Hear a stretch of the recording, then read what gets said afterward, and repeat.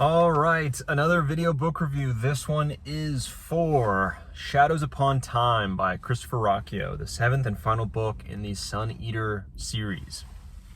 Yeah, I picked it up like right when I saw it was available. I don't really keep track of the release dates of these books, but I knew it was coming out soon, so I took a look and I think I picked it up maybe 2 weeks ago. And I have been reading it ever since as my primary book, right? And I've done that for every book of Suneater. Since I picked it up in 2021 is when I started the series, and have really enjoyed the series. First one was a little bit I have reviews for all of them, but I don't think any of them are on my channel.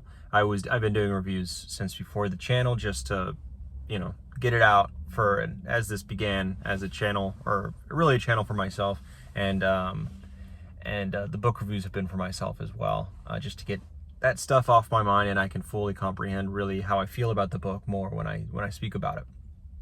But regardless, I've been reading them for a couple of years now, right? So I'm pretty invested in this series. That's why I said, oh, this is like 1,300 pages or 1,400 pages or whatever that is. Let's still knock it out. Let's get it done.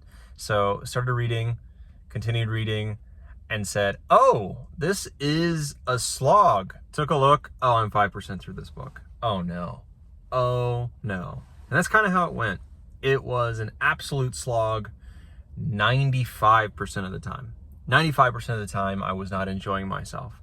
I was not lost in the pages. I was, in fact, reading just to read. Reading just to get through this book and saying, oh my God, let me get to the end, because I can't have the first 6 books be like, I can't DNF this book. I would have DNF'd this book if it was not the 7th and final book in this series that I'm already invested in. It was just, where to begin? So the beginning of this book, and since you're looking at the 7th and final review, right, of this thing, let's get a little bit more spoiler heavy. So just without spoilers, didn't enjoy it very much. I think I think you should move on to another review if you don't want to hear spoilers. So for this one, now with spoilers, I thought that the entirety of the Watchers versus Hadrian conflict was just way too boring. And it's psychedelic in a lot of ways, where things are flashing all the time, and you have Hadrian, who's able to jump in and out of time and then face these Watchers, and the Watchers have their own powers that you're not really sure about. They're demons, really, but they're doing their own thing. So a lot of times they feel incredibly powerful, and so powerful that they're not a good villain. When a villain is so powerful that they immediately dwarf everything, and then they do whatever they want, it's not really a compelling villain.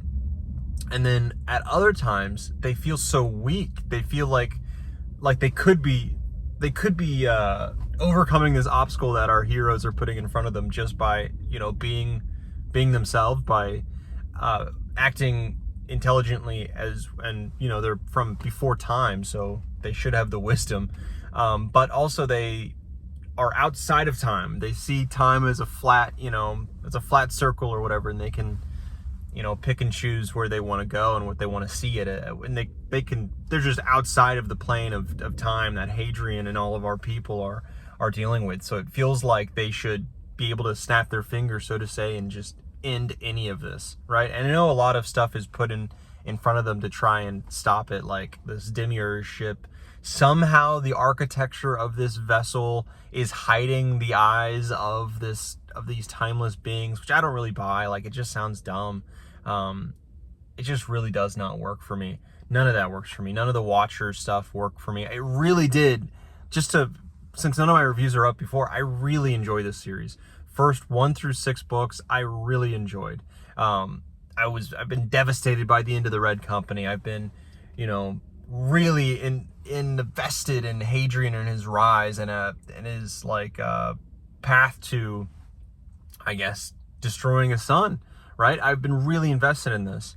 And Valka, even though I had my own issues with Valka for a little bit, but she won me over. It became a complex, romance, and I missed her, and I'm there with Hadrian missing her, and I don't like this Selene is in the picture. I know she's been brought up, and there's she's not coming from nowhere, and it makes sense and all this, but I really don't want Selene in there.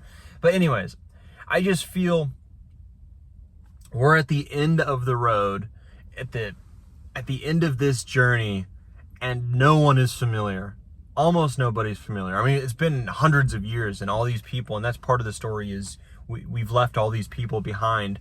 But I feel like, you know, I don't know. I felt like there was missed opportunity with not having Crispin come in as well. That would have been cool, or some kind of meetup with the father. I'm sure Christopher Ruocchio thought about this, and for whatever reason said against it, said no to it. But that was such a big, conflict, and it always weighed on Hadrian's mind for so many books in the beginning, and to not even get that. I wasn't expecting this book. I think that was shut down last book. But that's just another thing. Like, I'm not getting satisfied from a lot of the story points that were brought up throughout this book, and not like lore story points, but like personal character kind of beats. And I'm not getting those things, and that because they're all dead and gone. They're dead and gone and moved on, and you don't get that. Like William Switch, you don't get that, right? That's from all that time ago. I always, wished he kind of showed up. I wanted more of that, but all we kind of have was Lorien from the past. And even he was, seldom in these pages. And when he was, it was kind of flat. So the emotional payoffs just weren't there for me. Like, this book had no emotional payoffs, really. It was all just story beat. I promised story beats, so let's hit these story beats. How can we get there? So it was a bunch of, like, to me, lifeless things. Lifeless, even though they're big things that were happening, it all felt really lifeless. And the big battle at the end was over bloated and also felt lifeless. Everything was happening thousands of light years away from each other. Big momentous action pieces and big things were just not, they were happening off page, really, and not being explored. And that's because this book is not really, the focus of the action was on Hadrian versus the Watchers and these big momentous things that were happening. And that just is not and cannot be as interesting to me in how this is happening and jumping through time and realities and all this. It just is not as interesting as any actual physical beings that are now the obstacles. When we had a brief moment where Hadrian and Cassandra are trying to escape one of the vessels, and they're confronted by a ship with Cielson and with Martians trying to keep them at bay and fight them, and there was a very human conflict there. That was actually interesting and reminiscent of the conflicts from previous books.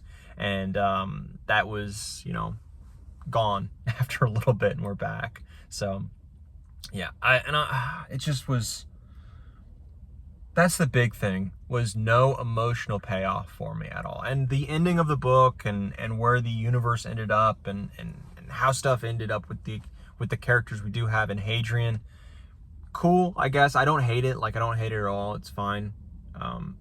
I don't know if people are angry about it, but whatever. It didn't also make me feel anything either, like at all. At all. None of this was emotionally impactful, which really hurts, because this is so many pages. The series is so long, and it wasn't like a poorly written book either. It's actually really well written in a lot of ways. A lot of the prose is there, and Christopher Ruocchio is really good with it, but it just feels cold. Gosh, that sucks. I think the peak of this series for sure was that Demon in White, up to, I believe, Disquiet Gods was actually just really, just a great book too. I really enjoyed that. So 1 through, it was great. 1 through 6, it was great. Yeah, the first book was a bit slow, but once you got to the gladiatorial stuff and towards the end on Amesh, it really picked up and became a really solid book where you're questioning things, and it's awesome with the good combat.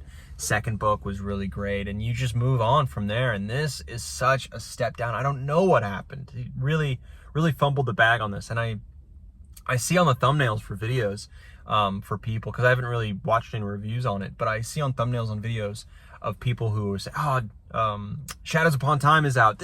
I love it. This is the perfect book. This is the best book in the series, things like that. And I haven't watched them, so I don't know what the general consensus is, but from the thumbnails, it looks like people really enjoy this book, and I cannot get behind that. It's too bad, really. I really wish we had we had it differently. So, you know, hopefully I'm trying to read other books to finish out the year, because I don't want this stinker to be, it's not really that huge of a stinker, it's just a huge disappointment, but I don't want that to be the end of my year. So yeah, I guess at some point I'll make a like 5 most disappointing reads or something, 6, whatever that may be, whatever that number is, of 2025, and this will definitely be on it. I think quality wise though, if we're talking quality, I would say it's probably like a 7.8 out of 10 for actual quality, but for my enjoyment, it was, you know, a 5.5. I was truly pushing myself to get through this long book, and that's too bad. That's really too bad, because I really loved this series before this. Anyways, yeah, end of the year, on to the next book.